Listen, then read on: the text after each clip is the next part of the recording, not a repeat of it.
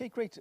Yeah, thank you, Franzi, for the nice introduction, and yeah, also thank you for making this event possible in the first place. Okay, yeah, I will talk about what we recently added to the Solidity language and what we plan to add in the future. Towards the end, this will get more and more vague, so these things are still under discussion, and I would love for everyone to join in the discussion. I will tell you how to do that later. There's some source code on my slides. The font size might be a bit too small, but you can get the slides at this link, so maybe just snap a picture now.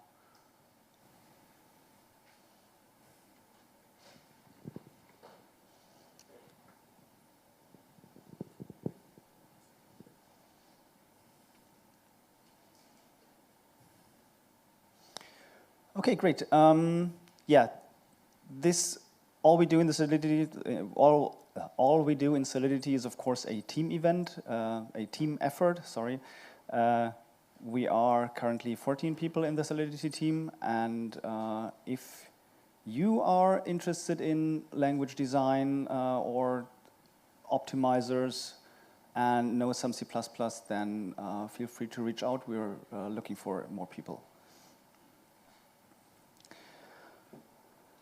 Okay, I will start with some general things we added in the past months, and the first thing is a language server. This is a tool that can be used by IDEs to interface with a compiler in a unified way. It is currently almost featureless because the idea, or the most difficult thing for us is to get it working with, so get the interface itself working with, I don't know, paths and the ways to compile and compiler option and things like that, and the actual information later on that is easy to add. So if you're working on IDEs, then please try it out and give us feedback if this is working for you. Then we also started a big effort to translate our documentation into multiple languages. The French, Indonesian, and Persian translation is already finished, or at least almost finished. Chinese, Korean, and Japanese is being worked on, and there are some efforts for Portuguese, Spanish, Russian, and Vietnamese. So if you would like to start a documentation translation, please reach out. Or if you want to help out with these teams, then I think they're also happy to get some help. We also did the user survey. We do that once a year. Just a form where we try to get some feedback, and then the underhanded contest Franzi already talked about. This is a contest where you are writing Solidity code that looks innocent but does something bad, and the idea is to kind of do it in a way so that it doesn't get noticed. And today we will have talks by the winners of the contest to present the solutions. Okay, then oops, the stage ends.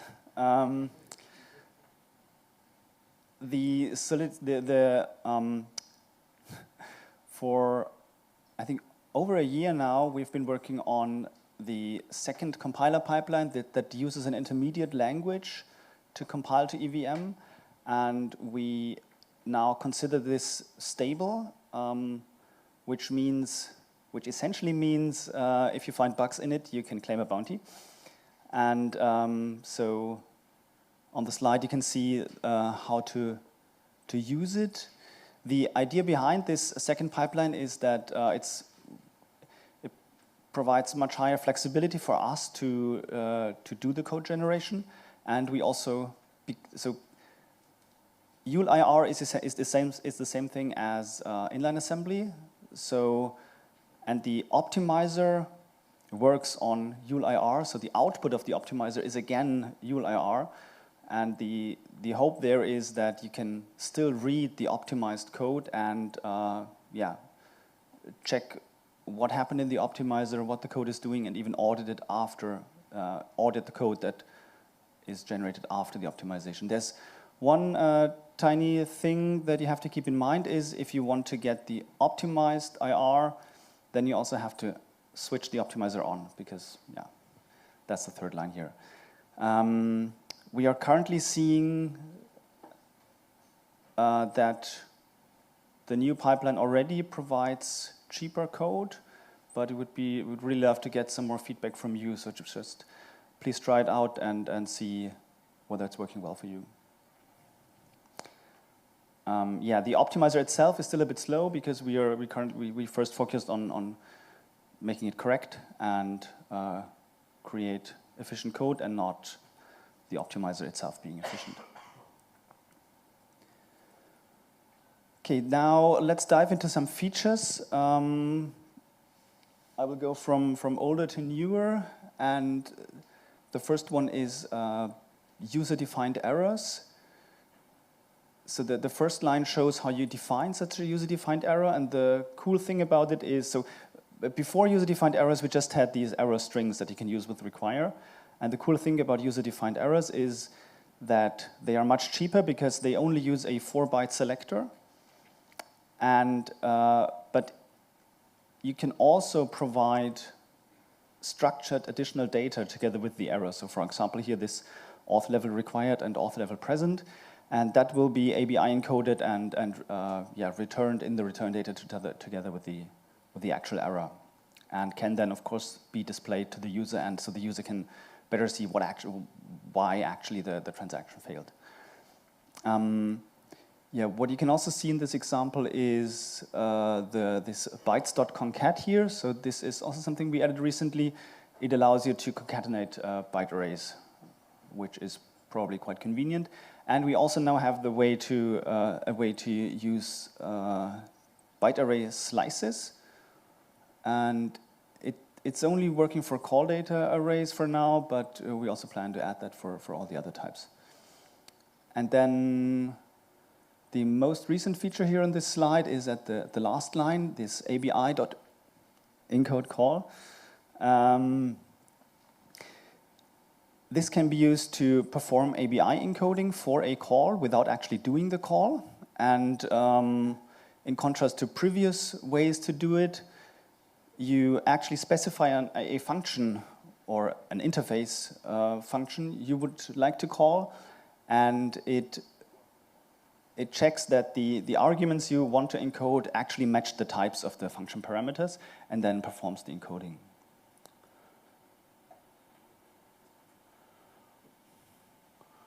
Okay. Then another really nice feature is Immutable. You can mark state variables immutable, and this means that they can be assigned to during the construction phase, but as soon as the contract is created, you can only read from them. And under the hood, what happens is that these variables are stored in code and not in the storage, which means reading from them is very, very cheap, so compared to storage at least. And so for the first two examples, this is not so much useful because they are just constants. But here in the constructor, you see that owner is assigned msg.sender, which is a variable that only which is a runtime value. So you can assign not only constant values to these immutables, but also just anything that you can compute inside the constructor. And what is not yet working is immutables of reference type. So this array that is not implemented yet, but we also will have that soon, hopefully.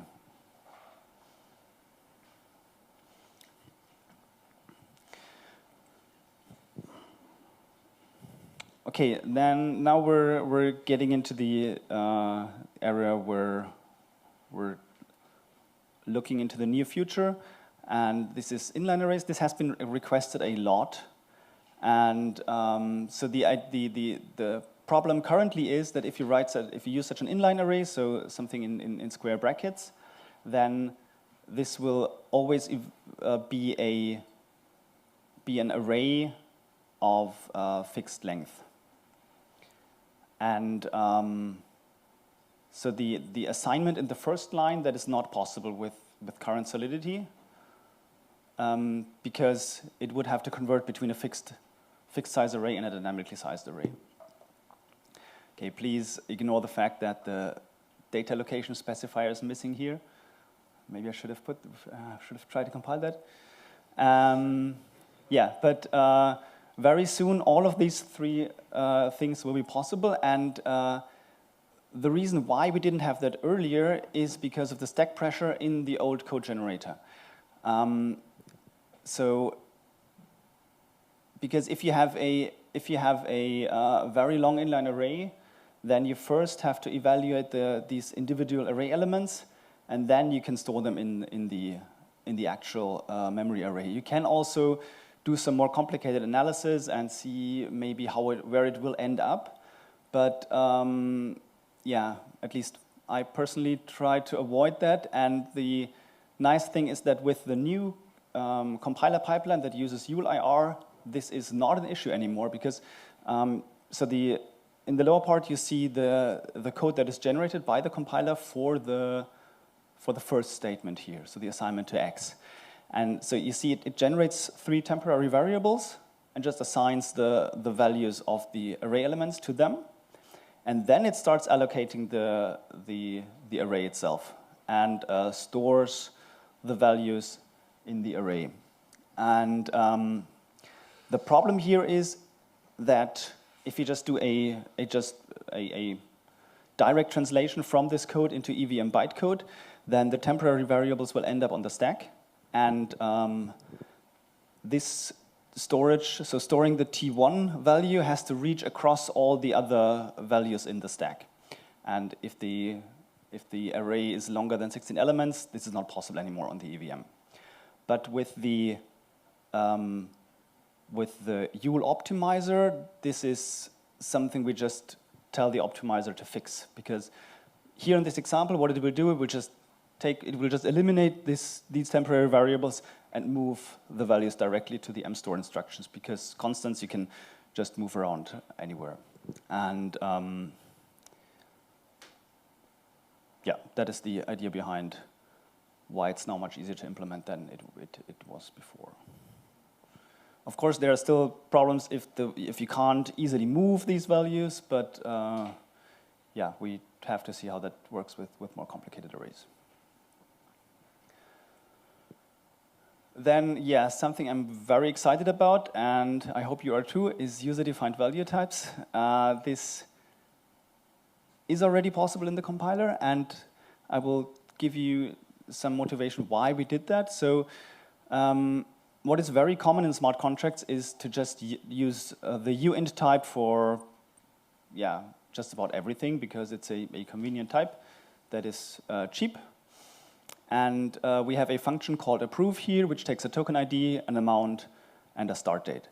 And because all these 3 parameters have the same type, the compiler has no way to avoid or to detect that you mistakenly swapped the parameters, because they are all of the same type.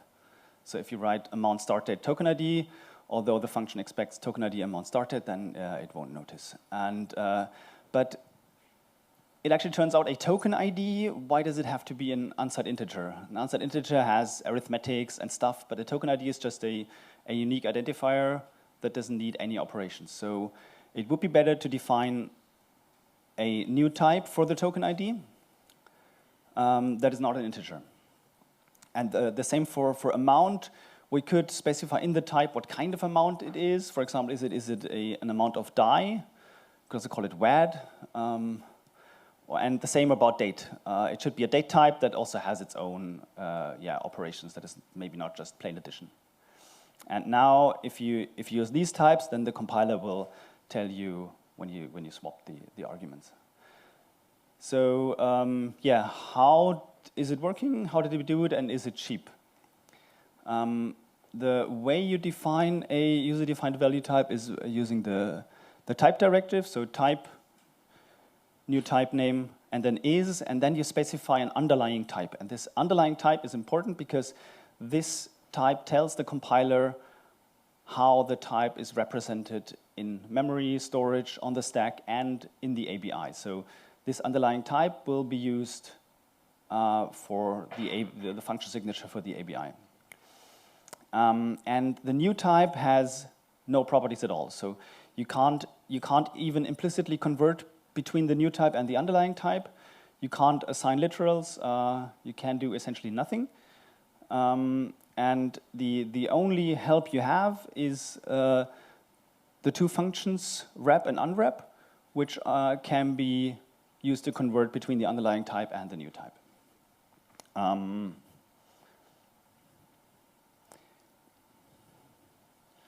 Yes, and so the reason why we did not allow conversion between the underlying type and the new type directly can be seen as an example for in fixed points, because there's no, at least in my view, there's no obvious way to, or there are two ways to convert between unsigned integers and the fixed point type. The first is encode the value as it would be, so encode it so that it has the same value as you can see in the function here, so multiply the value by the multiplier.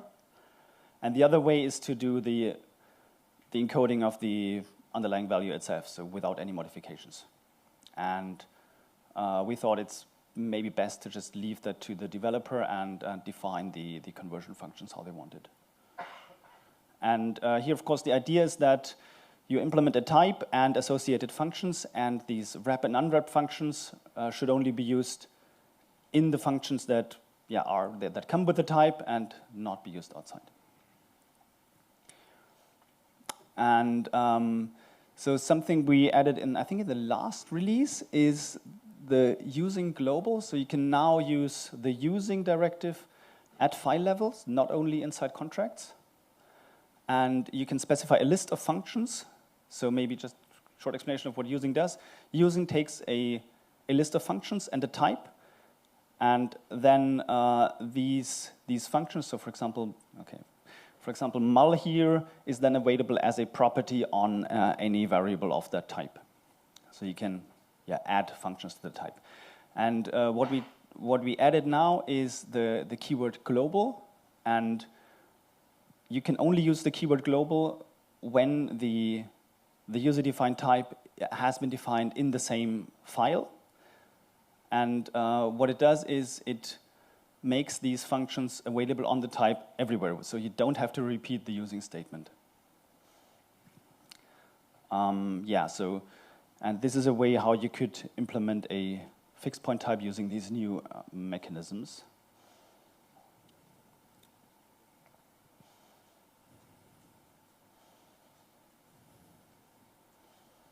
Yeah, and then as you see in the square function at the very end, so you can just use x.mul without having to write a using directive inside that file. Okay, and now, so what do we plan to add soon in addition to that? This is of course always a controversial topic, but we want to add user-defined operators for user-defined types. So you can't modify operators on existing types, but you can introduce your new types and then define operators for them. And this is the syntax, so using add as operator, mul as operator. And I hope that everyone will use that responsibly.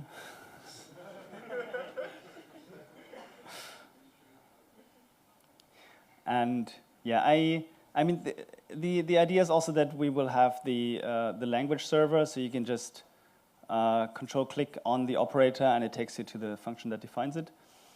But I mean, in general, when you use, for example, addition on a type, on a variable, you have to know the type of that variable anyway, because you have to know the overflow semantics. And it's just, you can now also define it yourself.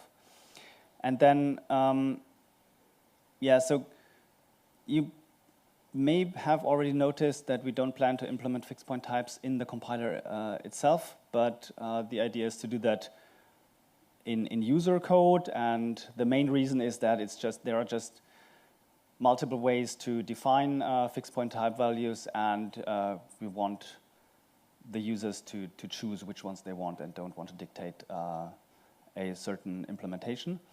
And I think it's just very important to be able to write statements like this value times 1.15 and not something like value dot mul of whatever. And it's just, yeah, important that these, especially in financial applications, that formulas are just easily readable and directly understandable. And yes, apart from user-defined operators, what we also need so that this works nicely is some kind of literal conversion functions.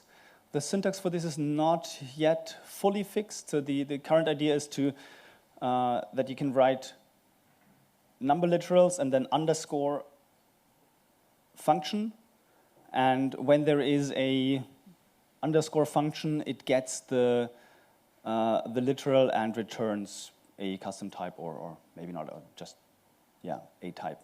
And because we don't have fractional numbers in the type system properly, the current idea is to encode them so that the comma is shifted to the right.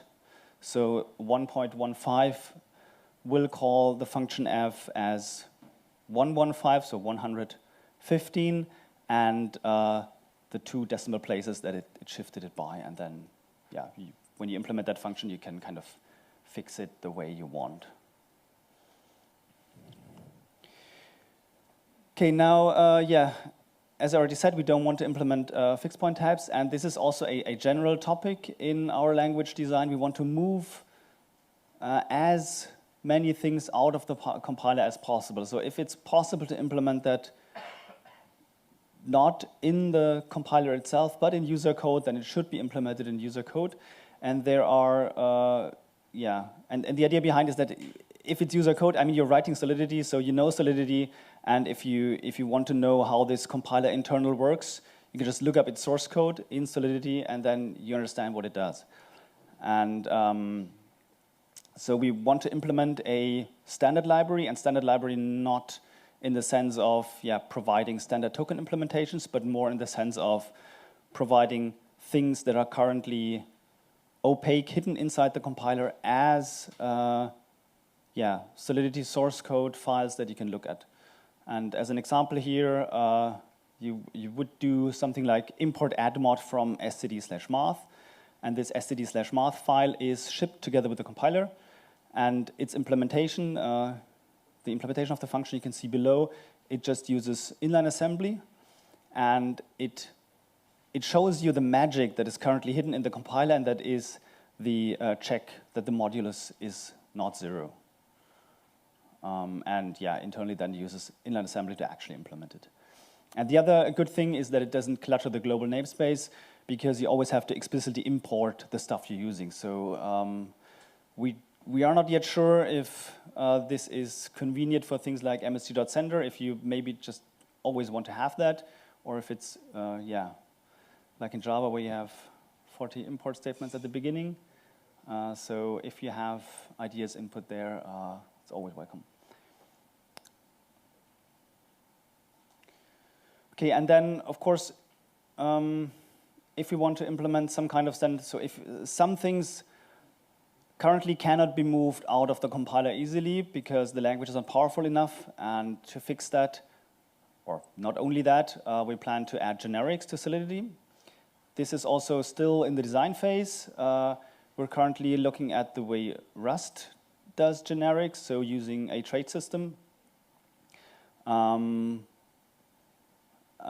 Yeah, and also if we are going the route where we want to encourage everyone to create user-defined types, then of course using generics makes this much more easy. You can see an example of how to implement a max function here for any type that is comparable. So if the type, so the idea here is that the max function is available for any type that implements the comparable trait, and comparable means that there is a greater than operator defined for that type.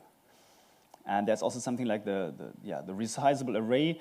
There are implementations of resizable arrays, but they always do this pseudo-generic thing where they explicitly convert the stuff into a uint, or it only works for uint. And of course, if you have resizable array as a proper generic struct for an arbitrary type T, then yeah, the compiler can do way more checks than just ignoring it and pretending everything is an unsigned integer. Yeah, the biggest problem here currently is how to properly deal with data locations, because data locations are rather tied to variables instead of types here, or rather tied to variables instead of types in the compiler currently. Yeah, so if you have any ideas here, please feel free to reach out. Then some other idea that has been on our roadmap for a long time is data enums. So enums where you can also associate data of different structure per enum value. So the new user has an account, but the validated user also has a number of validations. The main open question here is how to deal, so if we want to store the data of different enum values at the same location, so if they should overlap or not, and what to do with things like dangling references to data elements that don't exist anymore because the enum value was changed. And yeah, if we add data enums, then we of course also want a proper switch statement and match expressions. Okay, then I only have 3 minutes left. Is that true? Where's Franzi? Okay. Then I'll just continue. Yeah, some things about the optimizer. If you look at this piece of code, then there are two kind of hidden checks, or actually, yeah, two hidden checks that are redundant. The first is the overflow check in I++. I can never overflow because of the less than condition. And there's also the array out of bounds checks in the array access. And we want to get rid of them in the optimizer. And yeah, this has been a long open problem. We first tried to use our existing optimizer mechanisms, and where we have a symbolic execution engine, but the problem there is that it can nicely evaluate things, but it's difficult to encode conditions into this engine. So the second attempt was to use an external SMT solver, so which just provides us the full power. But the problem there is compilations with Solidity have to be reproducibles, and yeah, this is not always the case for an SMT solver. It's an additional external dependency, and it's usually much too powerful, so compilation will just take a long time because it tries to, yeah, tries very hard to find a solution, even though a solution might not exist. And then Hari had an insight some time ago that maybe linear rational arithmetic is powerful enough, and the latest insight is even that maybe just difference logic would be enough. So we're currently exploring whether we can add a yeah, very tiny SMT solver of our own into the compiler. Okay, yeah, we also want to improve the handling of memory, reference tracking, and things like that, but I don't have time to talk about that. Yeah, so as I said, if you want to participate in language design, there is the contributing documentation that tells all about how you can help out. We have weekly meetings on Monday and Wednesday, that's also explained on the website, which are open for everyone, so please just join the meeting. We're always happy to have externals there. Yeah, and that's it. Thanks a lot for your attention.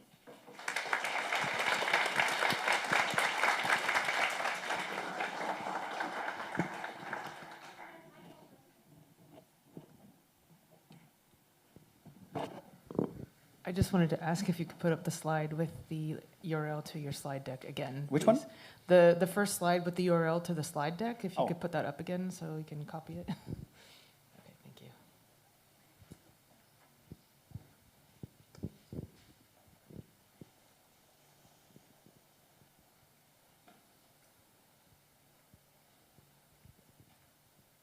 Any questions, guys?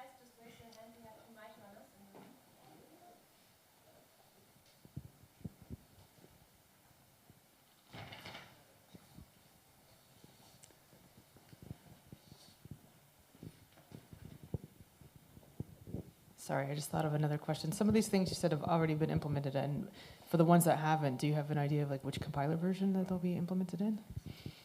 So you're only asking about the version and not the time it will be released? Okay, I guess that's like the question, when will it be done? And then the answer is like, yeah, which year, but yeah. Yeah, so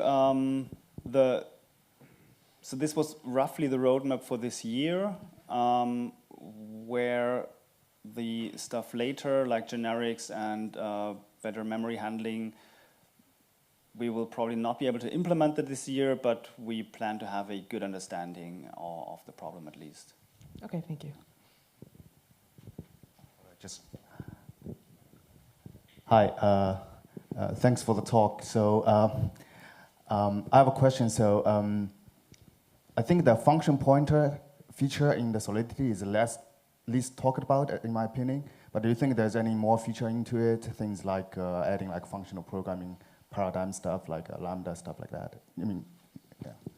Yeah, I also noticed that this is a feature that is not really used. I'm not sure whether it's just that it's not too well known, but I also think that so we would like to go in the direction of having a more functional approach, but I think for that we really need better handling of memory because, yeah, I think it needs a lot of allocations, and we don't free the memory in Solidity currently, and I think we need to improve that first, and then later on go into that direction. Also for, I don't know, we would like to add range-based for loops, but we need proper reference types in order to do that properly. Thank you. Okay, that's to me. There was an interesting idea of standard libraries in Solidity. So basically I have two questions. First one is when? And the second one, is Float going to be a part of standard library, or it's still going to be like handwritten? No, so we specifically do not want it to be part of the standard, so okay. Floats, because there are multiple ways to do them, and we don't want to force one way. Okay, understandable. And when? Soon. Okay.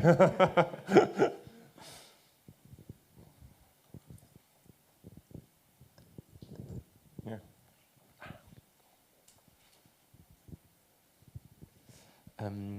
What does Solidity need to be ready for version 1? So we currently do not use the version 1 because we're still heavily modifying the language, and I think, I don't know, I mean, what is the signal of a version 1? It is, I think when you put a version 1, then you do not intend to change the language a lot, and that's not the plan currently. I mean, it is stable for production use. I mean, people use it in production, so that is not the issue. Yeah. Okay, I actually have a. Yeah. Sorry, just no talk. worries. Yeah, I have a question that's I guess a little bit more philosophical. So it seems like that you're adding features to the language that improves type safety and makes it maybe safer to use the language. But I'm sort of old enough to remember C++ when it first came out, and then I'm sort of new enough to see C++ 2021 or something, and the two don't resemble each other. Like you can understand C++ from 20 years ago, and you cannot parse 2021 at all. And of course, this means that there's like a certain amount of not just knowledge and know-how in understanding the modern C++ language, but also a certain amount of sort of cognitive overhead that goes into trying to understand the language features and use the language. So there's a trade-off to be had, of course, with type safety that you get on one side and this kind of automation that modern C++ gives you, and on the other side of like, oh, this is so easy to parse, I can understand. The baby can sort of understand. Of course, that's an overstatement. And I guess the question is this kind of philosophical question of like, where do you want to draw the line? Where, how far do you want to go in this? Oh, this is really type safe, and it's easy. It gives a lot of sort of handles to the user to make sure that the system is safe, while at the same time it's sort of approachable and doesn't become something that is overly complex to parse and understand. Yeah, I mean that that maybe also goes into the direction how we want to do this reference tracking, because the idea is, of course, that, I mean, people who have worked a lot in Solidity, they write reusable libraries like the fixed point library, and this is where all the very tricky things are. But then if you use this library, you don't really have to understand how it works internally, you just have to know the interface and the behavior. And yeah, I hope that we can find a way where we have a proper abstraction so that you can really have a separation and have a level where you don't have to, so where you can still use the language and it's easy to use even though it has proper and extensive type checking and safety checks. Not sure if that answers your question. Are there any plans for require style syntax for custom errors? So we might add errors as proper types. So you can have a variable of error type, and then so the reason why we don't have require with custom errors is because when you construct the custom error, the arguments could, so you can call functions in the arguments, and that could have side effects. And maybe you assume that if the condition is false, then these side effects are not evaluated. Yeah, there's a proposal to use some kind of shorthand lambda function notation so that this gets also more obvious. But so yeah, it's kind of an unsolved problem. Okay, and there are more questions I see, but unfortunately we're running out of time. So what I propose to all of you guys who still have questions, Chris will definitely be around for the whole day. And please find him in the coffee break, in the lunch break to ask further questions. Yeah, thank you, Chris. Yeah, thank you.